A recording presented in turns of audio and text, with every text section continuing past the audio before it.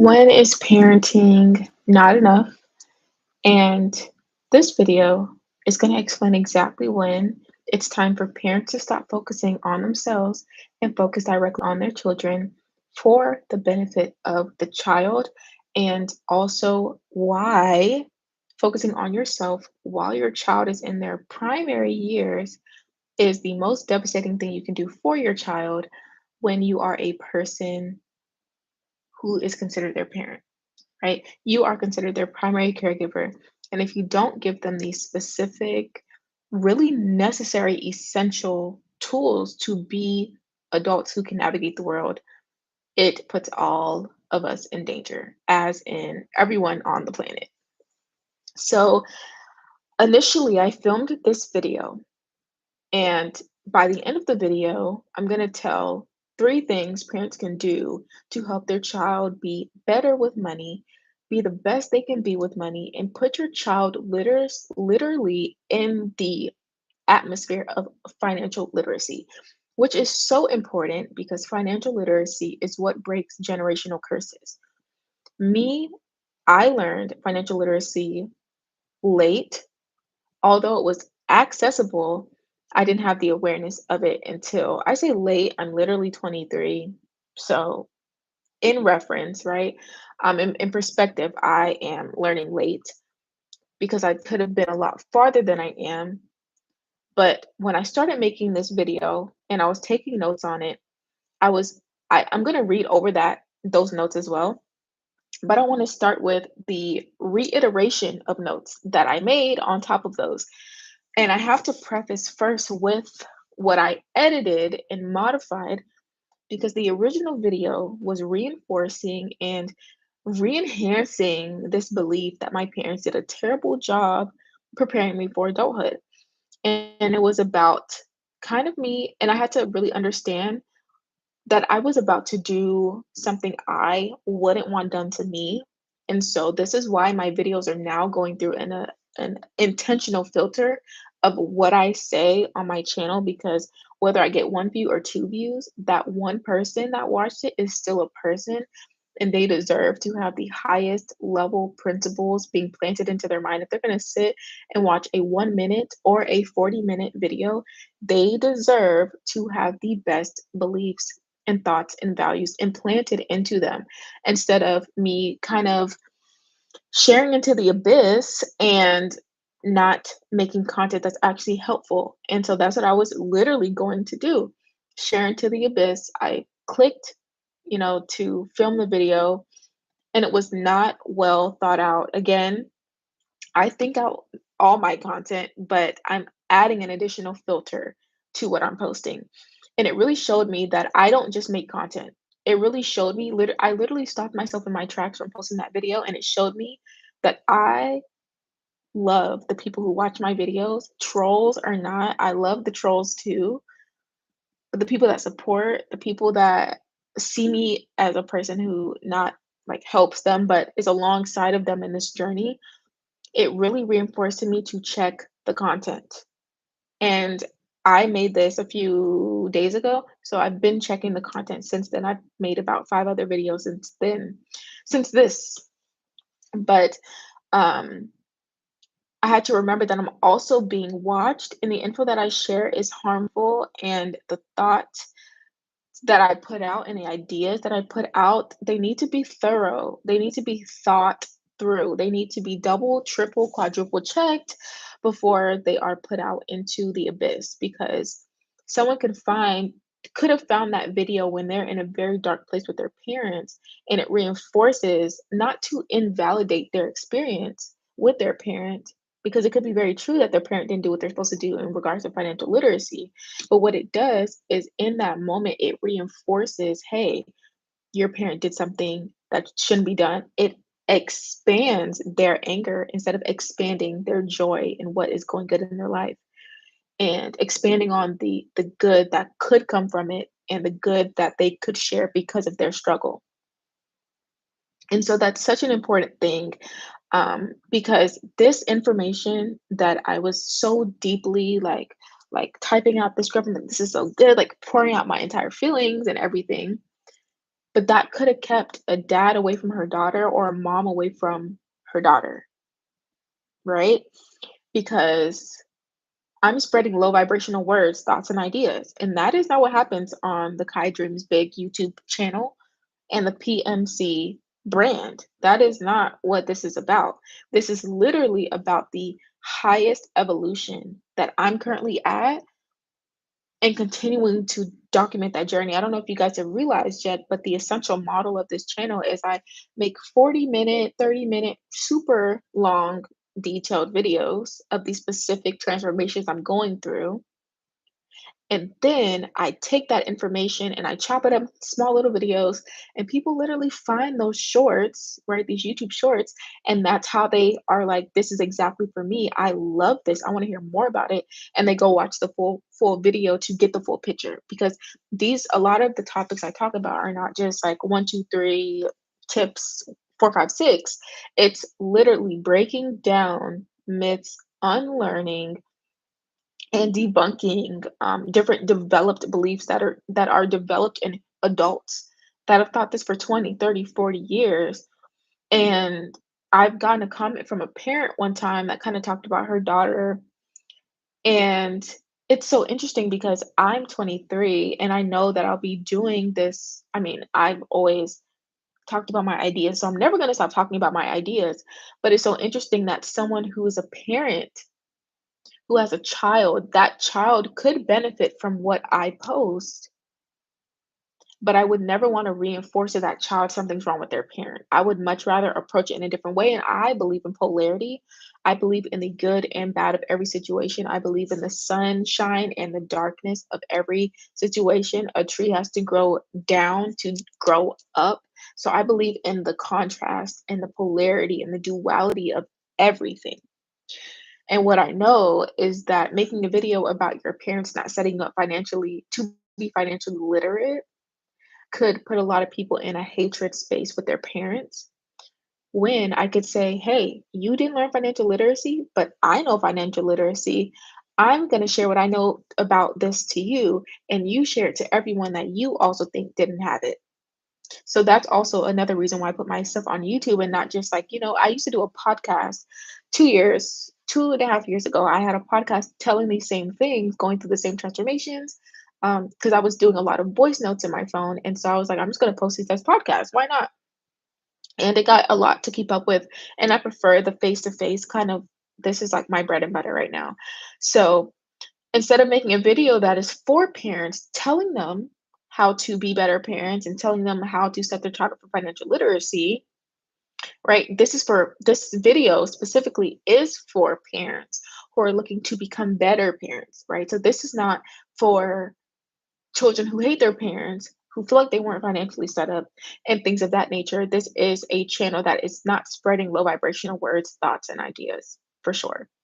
And we want to know or parents who want to know this for their children from a place of abundance, not from a place of lack. And so I have a new complete system of combing through ideas before posting them, because I'm going through like this change of content where I just want to share. At first, I was sharing things that I thought were important to me, and like, yeah, they're important, let me share them. But really, now I'm not just picking random things. I'm literally talking about the things I'm going through. And as I succeed over them, that is like as soon as I break that boundary of like, oh, that's the solution, I come and make a video on it right when I'm in the midst of enjoying that first breakthrough, because you have this long stretch of time where you're just so annoyed with this thing, then you get over that hump, over that obstacle, and you're like feeling amazing for a few days, and then it becomes your norm. So before it becomes my norm, I like to come and talk about it. And the two past things that I made videos on where this exact scenario played out was having humble audacity, which is so important because most people run away from the word audacity when you need to be audacious. The Bible talks about audacity.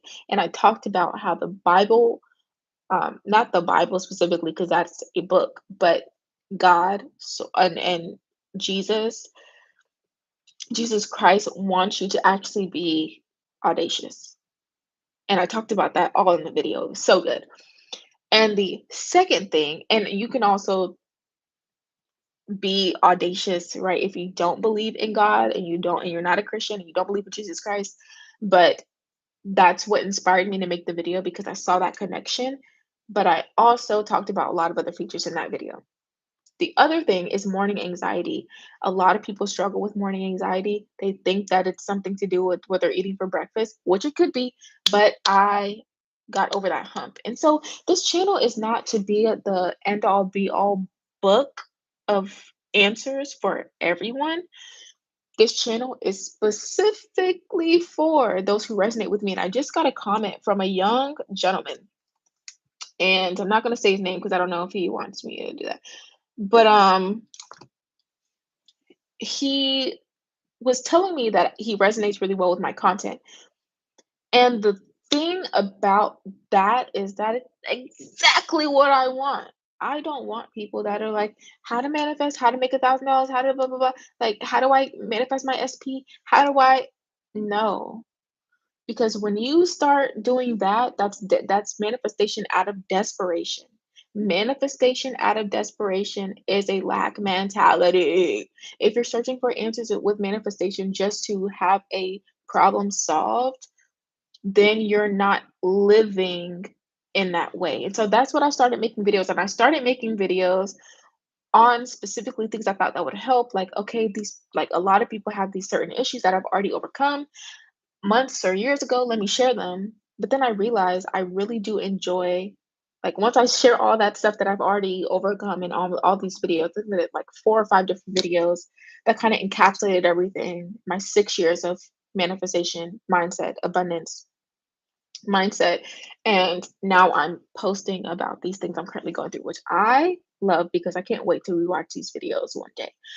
Um, so yeah, I have that entire concept completely combed through, and it's really just so it could be inspiration for people who are having negative thoughts about their parents, about life, about their siblings, about money in general, and specifically, moreover, people that are just looking to extract heaven out of the life they have and have gratitude, people that are looking to turn something negative into a positive, someone who's looking to turn the feeling of feeling neglected into something that they wish they had that they can now share with other people.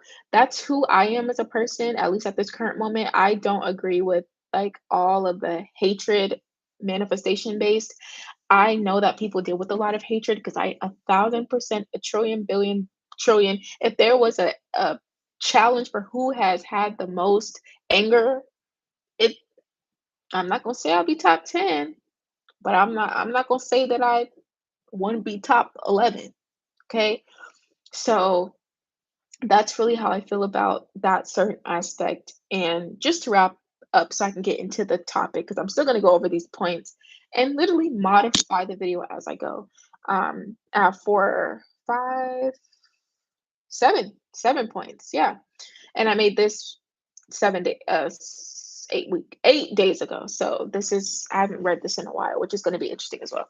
But yeah, again, this channel is specifically for people that I resonate with, and I know that when I resonate with you, you'll just interact with my content, and I'll see you commenting on every video. I'll see you, I'll get to know you, and my videos will start to be tailored to what we're both going through. It won't just be me, it'll be what our conversations look like. And that's what I'm so excited for, to evolve this community of talking about everyone's issues. And it's especially when I maybe not get a specific live schedule and people can join me on my lives and talking through the comments and just having those type of conversations is exactly what this channel is for.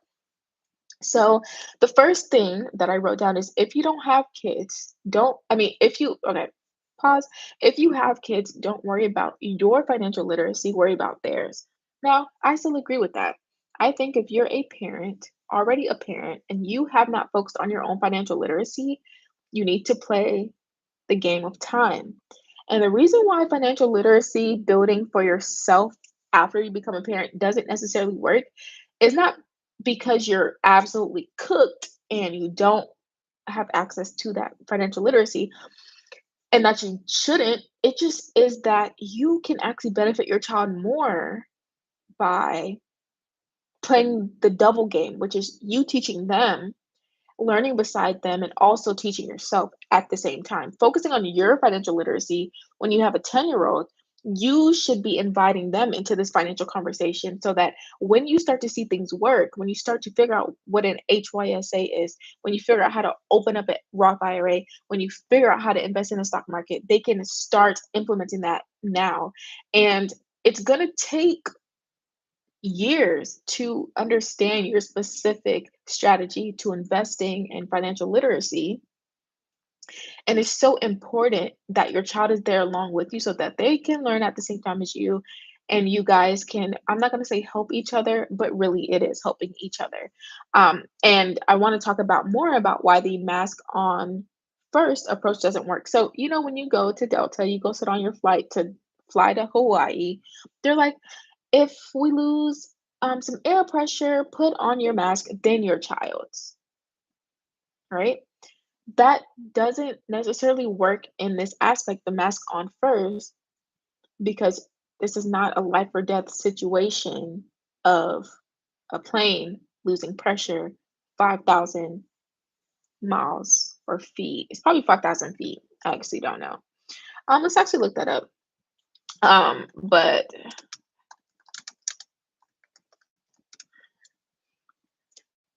so they fly about 3,500, no, 35,000 feet above sea level.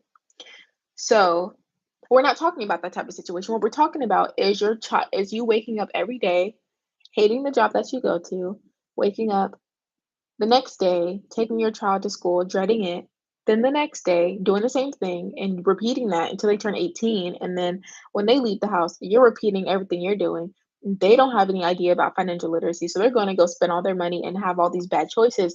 When you install financial literacy into your child when they're younger, I'm going to tell you what it does.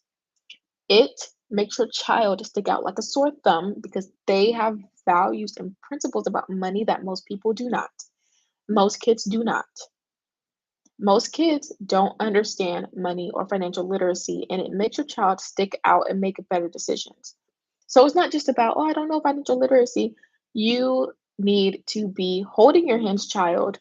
Holding your hands, child is crazy. Holding your child's hand through this financial literacy process.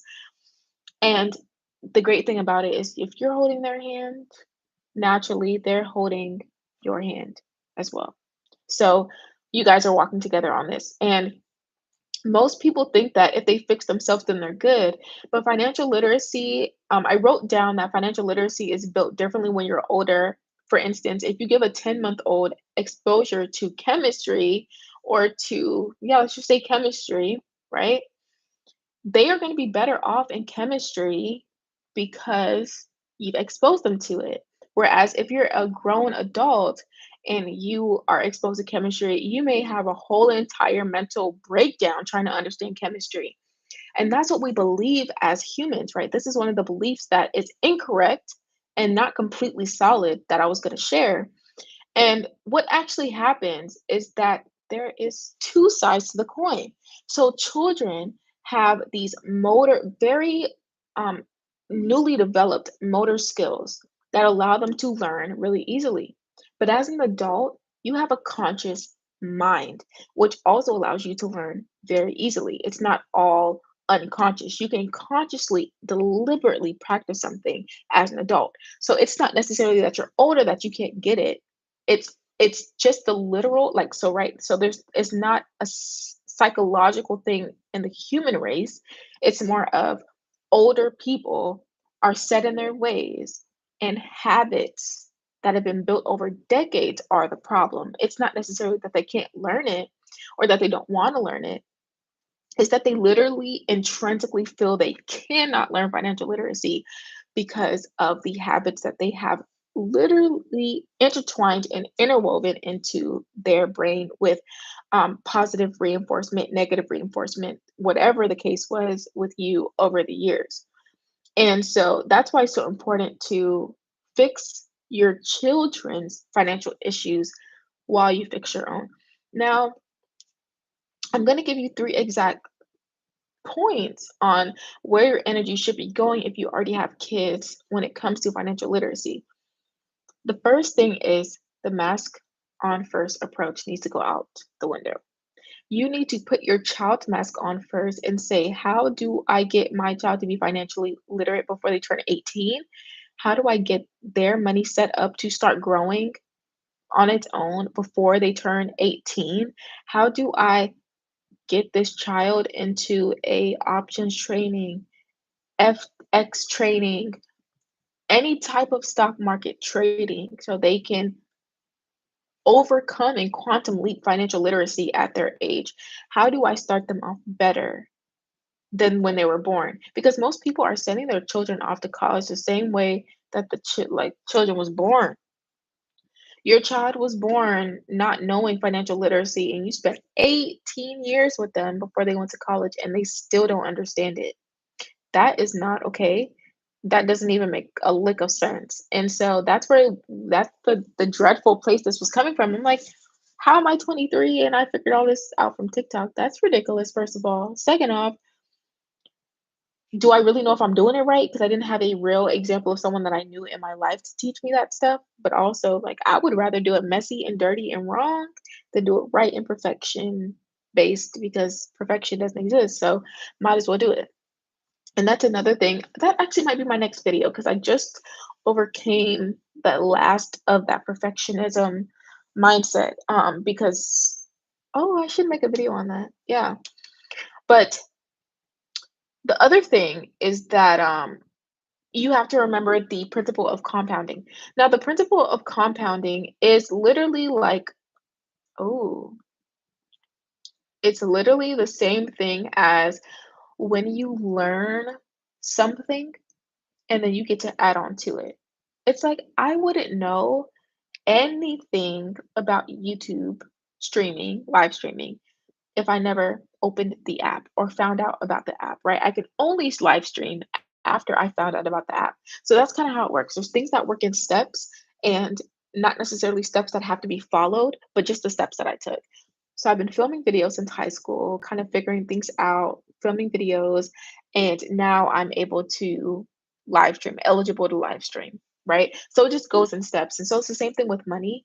With compounding is if you put $10 into an account and you're getting a 4.5% return, which is probably going to be like 1.5% after interest, and then probably like zero point 0.8 after taxes, you are still compounding your money, right? You're still leaving with something more than you put in. And that's the point. And the only way compounding works, or not the only way, but the best way it works is by contribution. So if you have $10,000 and you put it into an account and you leave it to grow at 9% over 40 years in a Roth IRA, you are going to have way less money if you're no longer contributing to that money. But if you're doing $10,000 base and then you're putting in $1,000 every month or $500 every month or 250 every 2 weeks, that the money at the end is going to be a lot bigger because of what you're contributing to it, allowing it to compound more, right? So you're still getting the same return, but the bucket is bigger. So it's like every single time you put money into the bucket, it expands to hold the amount you put in it. But if you continue to add to the bucket, it continues to expand, right? But it's expanding exponentially faster because you're also contributing to it with your own money, not just letting the interest compound the money. And also talking about the secondhand education you would get from teaching your child, because if you imagine you teaching a 10-year-old about financial literacy, the videos you're going to find are going to be for children, which means they're easily understandable, which a lot of us need. It's not a bad thing to go back to being a beginner or a fundamentalist, because that is where everything starts from. And when things go wrong, you go back to the fundamentals. So if you're an adult and you need to go watch fifth grade videos on how to be financially literate, then do that. But a lot of people have pride. And so that's what I was going to get to with the, this is belongs with the previous script, is I don't believe in parents that don't have the patience to teach their child. And I'm not insinuating that you're a bad person. I just don't believe that there are resources out here in the world, and you're also deciding to raise your child for 18 years and never talk to them about that. That is just absolutely redonkulous. And I know that's not a word, but there's resources, and you should absolutely be watching those same resources with your child. All that you should pick one day and say, okay, Sunday after church, we're going to talk about financial literacy and talk about investing, talk about this. And even if they never learn anything and you never end up opening any accounts and you never understand it fully, you're still better off, because if you end up scrolling past a TikTok that's talking about investing, you're going to understand 50% of what they're saying now because you've secondhand learned it, and you get to implement that thing because you already learned the basics. So it's about the fundamentals. It's about getting past the the area of confusion, because the area of confusion is a lot smaller every time you contribute to that area by learning something. Every time you learn something, the thing you're learning becomes less confusing. So keep learning it, keep using your resources, keep educating your child, and that's going to secondhand learn to you. And also, if you want your child to actually be financially literate, you're going to do what it takes to get them literate. A lot of the time we do more for other people than we do for ourselves, and I know that's a part of the human psyche that isn't the best in the most part, because we can give ourselves away to people and give too much of ourselves and get used. But we can also use it in the opposite way and say, okay, if I'm going to give all this stuff to somebody, let me think about it in the way of giving all to my child with financial literacy, right? So think about where your energy is going with this. And most importantly, this is like, put the blinkers on the screen right now, right? Meow, meow, meow, meow, meow. If you have good money beliefs, or you're somewhat successful in comparison to other individuals your age or in your age group or your child's age, the parents of your child, well, the parents of children your child's age.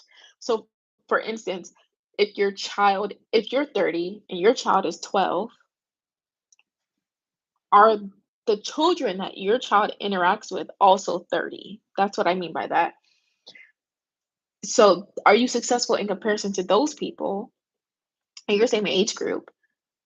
If you are, you need to talk about your money beliefs to your children, because they need that good representation. And one of the things that I was so desperately needing was just a little bit of like, here's a little bit of just information. Like, here, I'm gonna just drop it. And also, I know a lot of people who are older than me who think they have financial literacy because they pay their credit card bill. And that's not financial literacy. If you keep using Klarna, that's not financial literacy, because you're paying $20 a month for a $300 pair of shoes. That doesn't quite make any sense logically and financially at all. So you have to be careful of what type of people you're putting in front of your child to learn financial literacy. But I say better, I say any is better than none. Right? Same thing as messy is better than perfect. I get on here and I post videos and I stutter and I'm like looking up stuff in the middle of it, looking at how high airplanes fly, and I just do it messy. And I know that if I keep doing it messy, eventually it'll all just clean up beautifully. And you have to be the same way, in the same mindset of either you teach your child or the world teaches your child. Either you teach your child, or their friends teach your child. Either you teach your child, or even worse, the internet teaches your child how to be financially literate. Because guess what? They're not gonna find that information. Guess what? Because the financial sector is like a completely different part of the world. They're gonna be stuck on memes, music videos, pop, all the things that are out there in the world.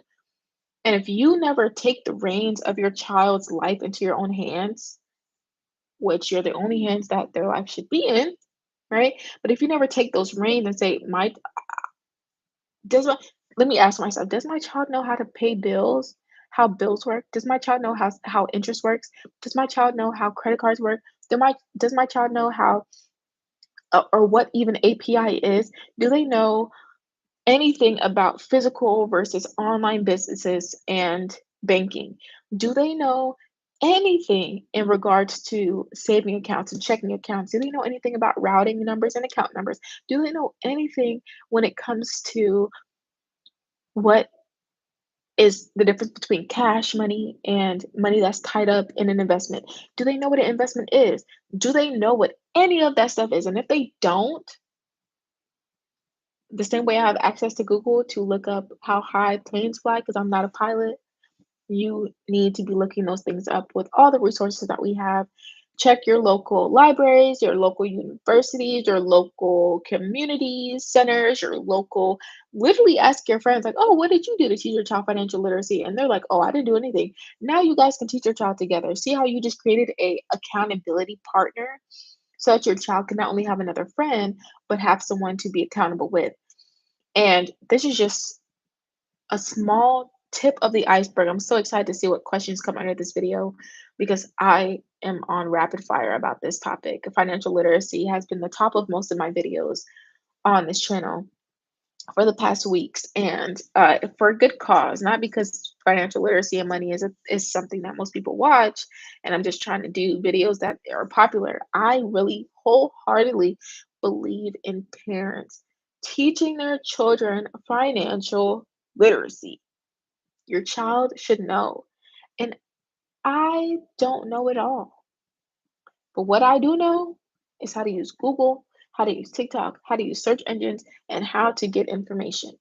Okay, I know how to outsource my resources. My middle name is resourceful. Okay, so that is exactly how you're going to stop worrying about your own financial literacy and worry about your child's.